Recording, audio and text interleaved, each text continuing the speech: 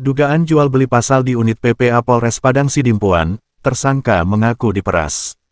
Padang Sidimpuan, Unit Perlindungan Perempuan dan Anak PPA Polres Padang Sidimpuan diduga terlibat dalam praktik jual beli pasal dalam penanganan kasus dugaan pencabulan terhadap anak. Dugaan ini mencuat setelah pengakuan tersangka SN, yang mengklaim dirinya diintimidasi dan diperas oleh oknum penyidik saat menjalani pemeriksaan, Rabu. Tanggal 29 Januari tahun 2025, SN, yang ditangkap pada tanggal 22 Desember tahun 2024 atas dugaan pencabulan terhadap seorang anak berusia 11 tahun, mengaku bahwa dirinya ditekan untuk mengakui perbuatan yang tidak ia lakukan. Ia bahkan mengklaim bahwa penyidik menawarkan perubahan pasal yang menjeratnya dengan syarat pemberian sejumlah uang. Ketika saya diperiksa penyidik, mereka menawarkan untuk merubah pasal agar bisa meringankan kasus, padahal saya bersikeras menolak perbuatan yang dituduhkan.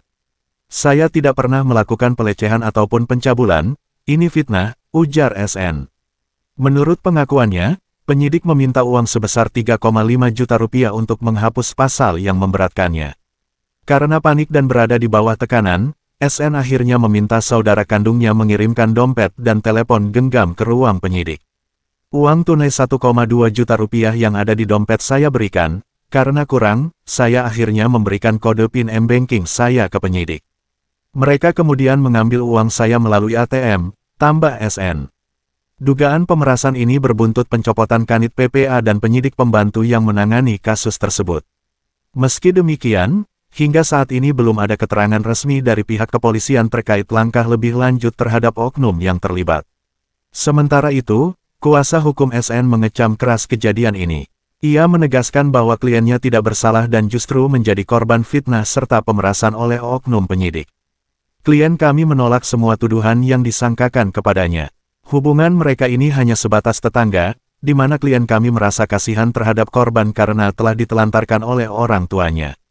Bahkan ada pengakuan bahwa korban sempat ingin dijual oleh ibu kandungnya sendiri kepada klien kami. Klien kami menganggap korban seperti anaknya sendiri dan tidak pernah berpikir untuk mencabuli apalagi menyetubuhinya, tegasnya. Lebih lanjut, ia berharap Kapolres Padang Sidimpuan turun tangan untuk meninjau ulang kasus ini dan memastikan tidak ada penyalahgunaan wewenang dalam penanganannya. Klien kami ini perantau, jauh dari keluarga, lalu difitnah dan diperas oleh oknum penyidik.